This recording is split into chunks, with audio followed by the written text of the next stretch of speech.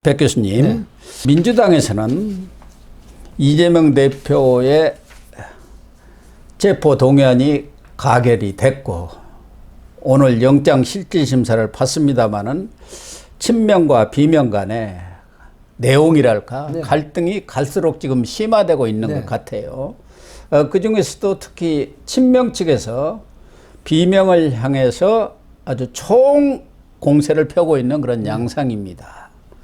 그래서 지난번 가결 투표를 한 의원들은 가결 의원 배신자 색출, 네.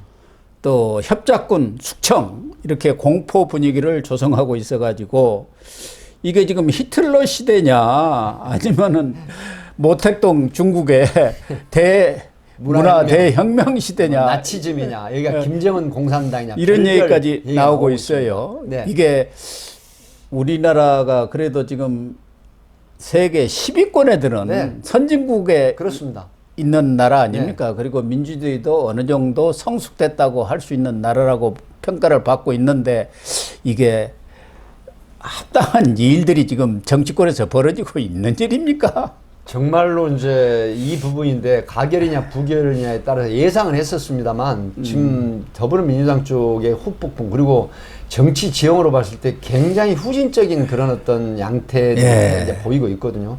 지금 송기미 서리조라는 얘기가 있습니다. 예. 송기미 서리조. 송기미 소나무 송자 이제 기미 서리조. 기미 서린다. 송갑석. 그다음에 이제 그 김종민, 그다음에 이원우, 그다음에 서른, 그다음에 이상민, 조응천.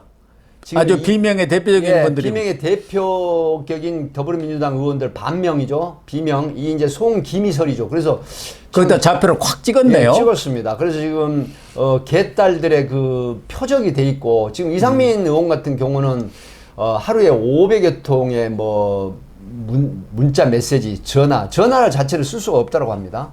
그리고 뭐 이제 지금 앞에서 언급한 뭐 송갑석 의원을 비롯한 이 기미설이죠. 이 의원들이 아마 고난의 시대를 지금 당하고 있는데요. 이 개딸들 뿐만이 아니라 지금 정청래 의원이라든가 일부 그 친명계 의원들이 지나친 공격을 한다라는 거죠. 예를 들어서 국회의원은 헌법 기관 아닙니까? 개개인이. 그리고 당론으로 부결을 정하자고 했을 때 여기에 반란표를 던지면 그건 해당 행위라고 이제 규정을 합니다. 국회에서. 그렇죠. 그럼에도 불구하고 이거는 양심, 국회의원들의 양심과 자기 상식에 맞는 개별적인 그 투표를 하라고 하는 차원이었기 때문에 이 부결표를 던졌다고 찬성표를 던졌다고 해서 이 부분을 총공세 모드로 공격을 하고 정말 입에 담지 못할 그런 어떤 그 모욕적인 언사라든가 그다음에 그런 어떤 댓글 아주 폭격을 한다라든가 또 전화 공세를 한다라든가 하는 이 부분들은 결국은 더불어민주당 쪽의 후진적인 양상만 점점 보이고 중도라든가 상당히 그 지식인 쪽에서는 이 부분을 아마 엽겹게 볼 가능성이 높거든요. 그런 그렇죠. 측면에서 지금 더불어민주당은 이 부분이 아마 굉장히 자중질환이 일어나는 그런 양상으로 보입니다.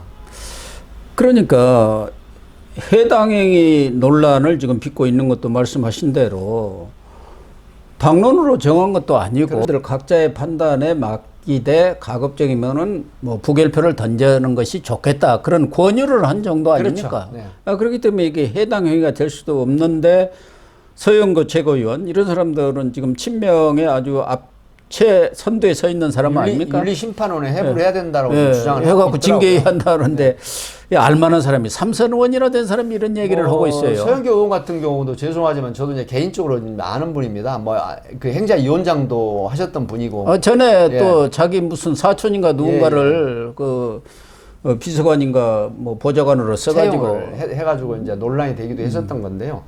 그 물론. 지금 더불어민주당 입장에서는 이게 불구속이 자행이 돼서 불구속 기소가 되는 게 가장 바람직했겠죠. 왜 그러냐면 내년 4월 10일 총선이 이제 불과 6개월여밖에 남지 않았기 때문에 사실은 총력 모드로 이재명 대표 체제 하에서 하는 부분이 어쨌든 그 상당히 근소한 차이로 대통령이 낙선을 했지 않습니까? 네. 그런 부분들이 더불어민주당 쪽에서는 이제 구심점이 되지 않느냐 이런 부분이긴 하지만 그럼에도 사법 리스크가 국민들이라든가 당원들이라든가 또 지금 친명계라고 그 불려지는 의원들한테도 피로감은 굉장히 높습니다. 네, 그렇습니다. 그렇기 때문에 저는 사실 이 말씀을 드리면 뭐 개딸들의 공격을 받을 가능성도 있지만 더불어민주당 입장에서 봐서는 지금 제가 말씀드린 송기미서리조라는 이런 쓴소리하는 의원들이 있어야 됩니다. 그럼요. 그래야 당이 발전을 하고 그다음에 더욱더 진화된 그런 어떤 그 정당의 모습을 보일 텐데 쓴소리하고 비명이라고 그래서 이런 공격을 해버린다고 하는 부분은 정말로 잘못됐고요. 지금 제가 여기서 분명히 드리고 싶은 말씀은 이재명 당대표가 굉장히 자충수를 둔 게 하나 있습니다.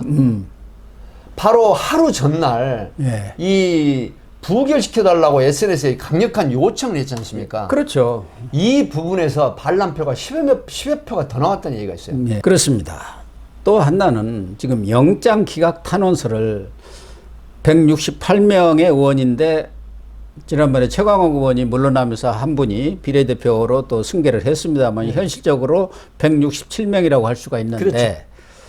161명이 냈다는 거예요. 네. 그러면은 6명만 지금 기각 탄원서를 안 냈다는 얘기예요. 아까 송기미, 서리조 이 사람들이 아마 이분들 안 냈을 겁니다. 송갑석 최고위원 같은 경우는 자기 증명을 하라는데 그걸 나 거부한다. 네. 국회의원이 비밀 투표 아닙니까? 그렇게 자기 양심에 반해서 뭐 이 기각 탄원서 내라는 게 말이 되느냐 하고 사실은 최고위원까지도 지금 사퇴를 해버렸지 않습니까? 그런데 지난번에 이 찬성 의원만도 29명이고 그렇죠. 무효 기권까지 하면은 39명이에요. 네. 그럼 6명을 빼면은 39명 중에 33명은 할 수 없이 그렇죠. 공천이 무서워서 네. 또 친명의 이 탄압이 워낙 두려워가지고 할 수 없이 자기 양심을 버리고 굽히고 거기다가 도장을 꾹 찔렀다 그 얘기 아닙니까? 이게 이른바 십자가 밟기 아닙니까? 이제 그 부분은 저는 이제 그 교수님 입장에서 약간 벗어난 얘기를 하고 싶냐 네. 싶은 게 뭐냐면요. 사실은 국회의원이라는 건 일종의 자기 커리어도 되지만 또 어떻게 보면 자기 직업입니다. 예. 먹고 사는 또 문제라고도 볼 수가 있고요. 예. 그다음에 이제 지역에서 이 마약보다 더 무서운 게 정치라고들 하지 않습니까? 그렇죠. 국회의원의 혜택은 대한민국에서 넘버원입니다, 거의.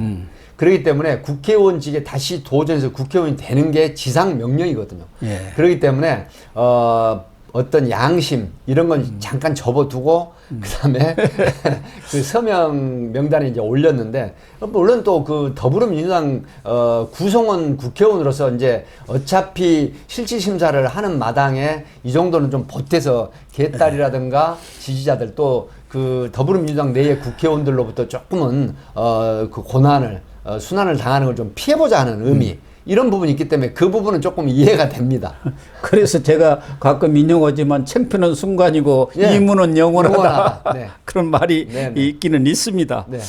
결국 이제 가장 중요한 것은 영장이 발부돼서 구속이 되느냐, 기각이 되느냐에 따라서 이재명뿐만 아니라 민주당의 운명 또 그 소속 국회의원들의 그렇죠. 정치적 운명도 판가름이 나리라고 네. 보는데 우선 이제 뭐 두 가지 아니겠습니까? 기각도 뭐 완전 기각이 있을 수 있고 범죄는 소명이 되지만 구태여 꼭 그렇죠. 구속할 필요도 없다. 하지만 결과적으로는 기각이거든요. 그렇죠.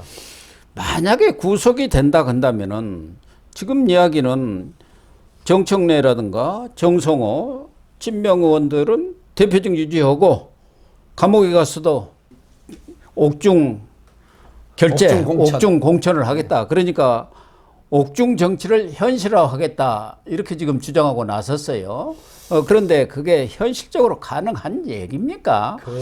이준석 국민의힘 대표도 그 말이 안 되는 소리다. 자기도 다 공천 같은 걸 해봤지만 그 옥중에 다 같이 구속돼 갖고 들어가 앉아가지고 거기서 협의한다면 모르지만 내밀한 개인적인 정보도 있고 뭐 수시로 협의할 상황들이 많은데 거기서 옥중 공천을 한다는 것은 현실적으로 전혀 설득력이 없는 얘기다 이렇게 얘기를 하고 나왔네요. 지금 이제 말씀하셨지만 굉장히 상황이 달라집니다. 왜 그러냐면 영어의 몸이라고 하죠. 예. 이 구속이 되면 뭐 변호인 접견이라든가 특별 면회 이제 할 수는 있습니다. 그럼에도 불구하고 이 공천관리위원회라든가 이제 설립이 되지 않습니까? 예.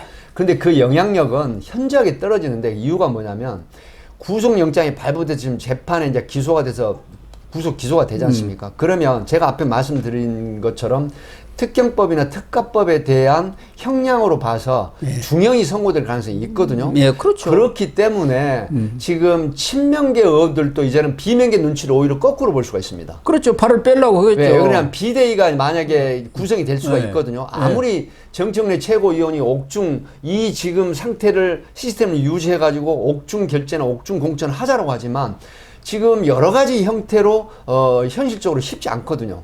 그러니까 자기들이 살라고 그런 주장을 하고 그렇죠. 있다는 얘기도 나오는 거예요. 네, 그러기 때문에 결국은 친명계라도 이게 나올 수 없다라고 하는 판단을 하게 되고요. 특히 이제 법률가들의 자문을 상당히 받을 겁니다. 그러겠죠. 영장이 발부되면 이재명 대표가 지금 석방이 될 가능성이 있느냐, 이제 이렇게 지금 재단을 할 거거든요. 근데 나올 가능성이 없습니다. 그러나 여기서 한 가지 지금 뭐가 있냐면 국회 제적원 4분의 1 이상이 발의를 해가지고 석방 결의를 하게 되면은 사실은 그 비회기 중에 석방 결의를 이제 회기 중에 하잖아요. 그럼 석방될 수가 있어요. 근데 그것도 지금 헌법학자들도 다르고 그것은 비회기 중에 그러니까 국회에서 체포동의안이라든가 이런 것에 대한 표결이 없이 비회기 중에 구속이 됐으니까 그거 국회가 한번 심판해 보자는 건데 그렇죠. 이미 이 사건은 지금 국회에서 회기 중에 회기 중에 그것도 이 체포동의안을 가결을 하는 거기 때문에 그 비회기 중이라는 것에 포함이 안 된다 그렇게 그래서 얘기를 지금 하고 논란이 있는 되고 있습니다. 예. 저도 이제 그 내용을 알고 있거든요. 그럼에도 불구하고 더불어민주당 쪽에서는 분명히 발의를 할 겁니다. 예. 그런 부분은 이제 향후에 두고 봐야 되겠지만 어찌됐든 간에 영장이 발부되면 이 친명계가 비대위 설립을 하자라고 아마 강력하게 들고 나올 겁니다. 그러겠죠. 그리고 여론도 엄청나게 반전이 일어납니다. 네. 왜 그러냐면 그럴 수밖에 없죠. 이재명 대표가 구속이 돼 있는 상태에서 당은 나가야 되고 그다음에 코앞이 지금 총선 아니겠습니까? 예. 그러면은 이 사법 리스크 하는 부분이 분명히 존재를 하거든요. 그런 혐의로 구속이 된 당 대표의 전부 결재를 받거나 공천을 받아서 나온다라고 하면 국힘이라든가 다른 타당의 공격을 어마어마하게 받게 됩니다. 우리 국민들 입장에서도 죄를 짓고 감옥에 있는 사람이 거기에 앉아서 결재를 하고 공천장을 준다고 하면 거기다가 표를 찍겠습니까? 그래서 그런 부분들이 있기 때문에 비명계에서 아마 치고 나오면서 비대위를 구성을 하자라고 하면 결국은 처음에 친명계에서도 반대를 하겠지만 여론이 이제 벌써 언론과 여론이 엄청나게 후폭풍을 낼 겁니다. 예, 그렇기 그러겠죠. 때문에 비대위가 설립이 되면서 아마 친명과 비명의 혼합 어떤 그 묵계에 의한 혼합의 이 공간이가 뭐 설립이 될 가능성이 높다라고 보기 때문에 예. 친명계도 이제는 비명계 만약 영장이 발부되면 비명계 눈치를 볼 가능성이 높다 이런 분석을 할 수가 있겠습니다. 그렇습니다. 경우에 따라서는 친명과 비명이 극한 대립으로 가서 부분적인 분당이 현실화될 가능성도 없지는 않습니다. 예. 그런데 이재명 대표는 지난번에 단식을 중단하면서도 국민을 믿고 굽힘없이 정진하겠다. 또 추석에 당원들한테 보낸 편지에서 사직생 각오로 국민 항쟁의 맨 앞장에 서겠다 이렇게 얘기를 했단 말이에요. 이것은 바로 사퇴론을 일축한 건데 이 상황에서 영장이 기각이 될 경우 과연 이재명 대표가 어떤 스탠스를 취할 것이냐. 이제 비명에 대한 대량 학살 숙청이냐 아니면은 탕평책이냐 어느 쪽으로 갈 것 같습니까? 탕평책보다는 비명의 학살이 시작이 됩니다. 왜 네, 그러냐면 그렇다고 봐야겠죠. 지금 조짐이 벌써 보였어요. 단식 중에 이제 가결이 되면서 송갑석 비명계 최고위원이 그 사의를 표명했잖아요. 예. 바로 당일날 수리를 해버립니다. 그러니까요. 이재명 대표답게. 예. 그렇게 되면 지금 이제 기각이 되잖아요. 이렇게 되면 이재명 대표는 이제 우뚝 서는 그런 자세를 취하기 시작할 완전히 겁니다. 단일 지도 체제가 돼버리는 그리고 거죠. 지금까지 이 공작 수사, 조작 수사라는 부분들을 더 이제 주장을 할 것이거든요. 예. 그리고 재판이라고 하는 부분은 불구속 상태에 기소가 되면 공방이 치열해져서 한번 보십시오. 내년 4월 총선은 불과 6개월밖에 안 남았지 않습니까? 예. 그러면 이 지금 결말이 나서 우리나라 대한민국 3심제인데 대법원까지 간다라고 하면 6년, 7년이 걸릴 수 있습니다. 그렇죠. 그러기 때문에 지금 이재명 대표가 기각이 된다고 하면 단일 지도 체제가 분명히 올 것이고, 그다음에 비명계는 이제 공천에서 배제될 가능성이 굉장히 높거든요. 예. 거의 뭐 학살 개념으로 그 공천 학살이 이루어질 것이고, 이제 이런 부분이 있다라고 하면 이제 비명계가 과연 그런데 앞에 말씀하셨지만 분당 말씀하셨잖아요. 예. 현실적으로 우리나라 지금 정치 공학상 보면요, 지금 제3당이 성공하기는 정말 어려운 좀 어렵죠. 예. 것이거든요. 불문이나 다름없어요. 사실은 그렇습니다. 그렇기 때문에 지금 불과 30여 명에서 40여 명이 이제 그 나가게 되면 저건데, 문제는 뭐냐면 내년 4월 공천에 앞서서 분당을 하지 않습니까? 이렇게 되면 분당에서 나가는 이 친명계, 아니 비명계가 과연 성공할 것인가? 이건 거의 회의적이거든요. 예, 그렇죠. 그렇기 때문에 더불어민주당 소속으로 남아서 이 어떤 그 시스템상의 협의를 할 가능성이 있는데, 이게 과연 이재명 대표가 받아들일까 하는 데는 퀘스천 마크를 달거든요. 예. 하기 때문에 비명계 그 공천 학살이 일어날 가능성이 높고, 그렇게 되면은 아마 탈당하는 의원은 있을 겁니다. 예. 그럼에도 그럴 불구하고 가능성이 있죠. 분당은 현실적으로 어렵지 않을까 하는 그런 분석이 꽤 많습니다. 그래서 대대적인 인적 쇄신에 나설 가능성이 크고, 지금 박광훈 원내대표 시절만 하더라도 박광훈 원내대표가 이낙연계고 비명 아니었겠습니까? 그렇기 때문에 어느 정도 적절하게 나름대로 견제와 균형을 유지할 수 있는데, 오늘 선출되는 민주당 원내대표도 의원식은 이제 사퇴를 사퇴했죠. 했습니다만, 네 사람 중에. 홍익표, 네. 김민석, 남인순 다 친명들이기 네네. 때문에, 그러니까 당 지도부도 송갑석이 빠져버렸고, 고민정 최고가 있습니다만 여기도 고민 중이라는 거예요. 거기다가 이제 당직은 물론이고 완전 이재명 친명 그 단일 체제로 바뀌어버린 예, 공고하게 네. 사당화되는 거예요. 그래서 그렇기 이제 때문에 비명이 설 자리가 거의 없다고 봐야죠. 사실 이제 시스템의 그 룰이라든가 이런 부분이 이제 있기 때문에, 비명이 아무리 쓴소리를 하고 이 소위 말하면은 그 바른 소리를 하더라도 결국은 매몰돼 버릴 수밖에 없습니다. 예. 그런 이유는 뭐냐면, 자, 당 대표라든가 최고위에서 의결을 해버리면 안 되거든요. 예. 그렇기 때문에 굉장히 소멸될 소지가 많다 이렇게 보고, 지금 홍익표 의원이 지금 상당히 우세하다라는 분석이 있지 않습니까? 예, 예. 뭐 지난번 그 원내대표 선거에서도 2위를 했습니다. 그렇기 때문에 남인순이 송파병이고 지금 김민석이 영등포 을이지 않습니까? 그런데 이제 홍익표 의원이 성동인데, 지금 내부적으로 더불어민주당 쪽에서 나오는 얘기를 보면 홍익표 의원이 상당히 그 더불어민주당 소속 국회의원들하고 스킨십 스펙트럼이 넓다고 합니다. 예. 그렇기 때문에 지금 더불어민주당 내에서는 홍익표 의원이 지금 박광훈 원내대표 이어서 그 원내대표가 되는 게 아닐까. 사실 오늘 이제 조금 있으면 발표를 하거든요. 예, 그러겠죠. 홍익표 의원은 그렇게 가도한 그런 스타일은 아니거든요. 예. 그럼에도 불구하고 지금 원내대표가 되면 이 상황을 타개하기 위한 상당히 공격적이고 돌격적인 모습으로 변할 가능성이 있다, 이렇게 봅니다.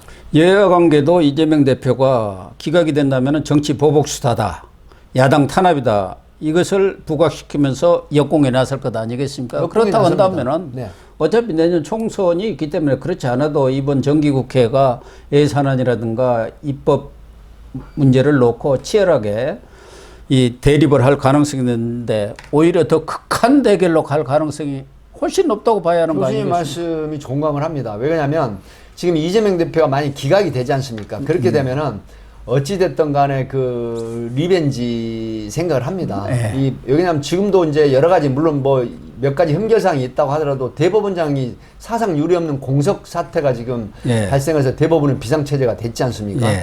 그리고 각종 그 민생 법안이 지금 표류하고 있습니다. 예. 이 부분은 결국은 국가 발전을 저해하는 요소이고, 이 국회의원들이 헌법 기관의 임무를 충실히 함으로 해서 국익이라든가 국가가 발전하는, 전진하는 모양새가 되는데, 지금 완전히 이재명 대표의 사법 리스크 1년 예. 6개월이 지금 지나가 버렸지 않습니까? 그래서 지금 오늘이나 내일 새벽에 이재명 대표가 과연 석방이 되느냐, 구속이 되느냐, 이게 지금 전 국민의 초미의 관심사이고 정치권의 관심사인데, 아마 이거는 지금 윤석열 대통령이나 대통령실에서도 굉장히 초미의 관심사죠. 초미의 관심입니다. 예. 왜 그러냐면 발목 잡는다는 얘기는 물론 그 당의 어떤 진영 논리적으로 이제 대결을 하는 부분이겠지만, 그래도 협의할 건 협의해서 그다음에 통과시키면 시키고 국익을 위한 대명제에서는 사실 협조를 해야 되는 부분이 있는데 예.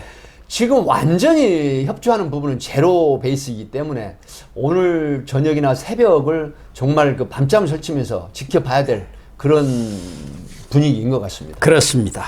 참 이재명 대표 구속영장 기각이냐 발부냐 이것에 따라서 국가 운명까지도 네. 좌우가 되지 않겠나 그럴 가능성이 그런 생각이 있습니다. 듭니다. 네. 네, 시청자 여러분 오늘 방송은 여기서 마치도록 하겠습니다. 시청해 주셔서 감사합니다.